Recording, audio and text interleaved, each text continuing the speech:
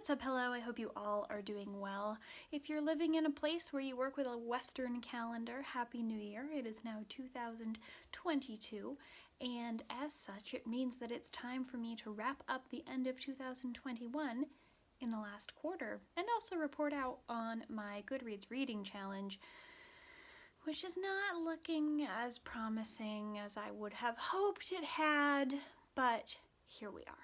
As a side note, I recently invested in this headband and I don't know that I love it, but we're gonna go with this for today. That's just where we are in life. So in the last quarter of 2021, I read 7 books, and in October that was We Ride Upon Sticks by Quan Barry. We read this for my book club. It is a book that I have a review on if you want to know a little bit more about it, but if you are interested in field hockey in the 1980s, in books with multiple perspectives, and books where girls take a little bit of a dive into the history of the Salem witch trials and get up to a lot of mischief, then this is definitely a book to try out.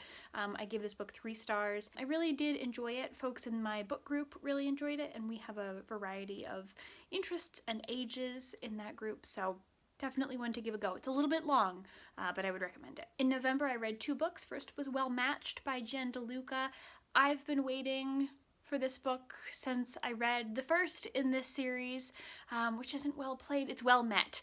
The first in this series is Well Met, well played, well matched. And this is a series about a small town in Maryland where there is a Renaissance festival and a woman who comes there, and this third book is about her sister and falling in love, and it's just very, very cute. I really don't want to say too much about it because it's the sort of cute, wonderful, warm goodness that you should experience for yourself. If you're into that kind of thing, and if you are someone who is struggling with valuing yourself and finding self-esteem and learning how to move through past relationship issues and connect to another person, you're gonna identify with the main character in this, I think. I gave Well Matched 4 stars. I think it was really wonderful. The first one is still my favorite. But another book that I gave 4 stars to was a different romance series, and that is a historical romance called Bringing Down the Duke, which I believe is part of Evie Dunmore's A League of Extraordinary Women, Extraordinary Ladies.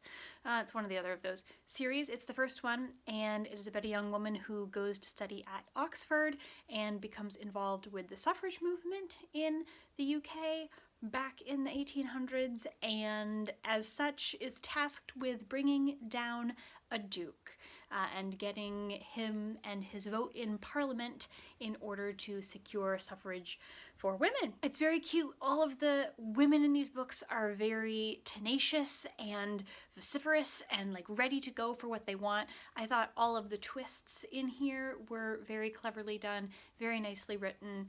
A lot longer. I listened to the audiobook of this, and the woman that reads them, whose name I'm forgetting just at the minute, she is fabulous. I would certainly recommend this on my list of audiobooks that I've enjoyed. So if you're interested in a historical romance, particularly set in the UK, this is certainly one that you'll want to read. I read 4 books in the month of December, the first of which was one that I had been listening to for a few months, which is Anxious People by Frederick Bachman, and you might know that title because it's recently been turned into a Netflix series. It's been very popular this year. I actually think it won a Goodreads Choice Award as well, and I totally agree, gave that 4.5 stars. Really, really wonderful. That would certainly go in my favorite audiobooks that I've listened to. It is just a wild, out there ride that addresses the complexities of being a person, but in a very lighthearted, genuine, heartfelt way. I cannot recommend this book enough. There is humor in it. There are characters. You will find a character that you connect with. It's just kind of a zany ride, and it gets stranger and stranger with each chapter. Highly recommend. I also read Interior Chinatown by Charles Yu. This was our December book club read. I gave this 3 stars. I listened to this in part, and I read a physical copy in part, and it was interesting to me because of the way that it was written. It's written very much like a play, like a script for a play, and that is because the way the main character thinks about his life is so enmeshed with that type of storytelling and dialogue, and I'm trying to do this without giving away too much, that there's really no extricating his actual life from line of dialogue to line of dialogue to line of text, from the narrative that he's talking about as well with his work. What I really loved about this book was the ending. I thought the sort of monologue pieces more toward the end in the last 20 pages or so were some of the best bits of writing, I thought, but I'd actually be really interested to see what other folks thought about this book as well. So if you have read Interior Chinatown, I know it was very, very popular this year, let me know down in the comments and I'd love to have a chat about it. I carried on in December with the second book in Evie Dunmore's A League of Extraordinary Ladies. I'm going to say ladies even if it's women because it's more fun. I carried on with that book called A Rogue of One's Own, and the second book in the series, which involves the leader of the suffragist movement in Oxford, and it's her love interest this time. And there's a lot of like really tough personalities that butt heads in this book as well as in the previous one, and it was interesting to watch people in the periphery from the first book now take the spotlight and have very forward central characters sort of really be pushed into the background.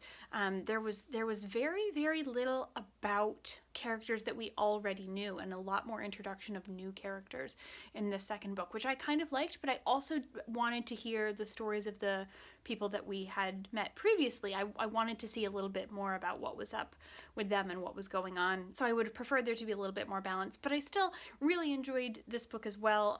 Again, the woman who reads these audiobooks is excellent, and I gave this 4 out of 5 stars as well. And the last book that I read in 2021 was Normal People by Sally Rooney. You may remember that this was a book on my list of books that I desperately needed to read this year because it was really getting ridiculous, and I did, and it took a very long time, and it was fine.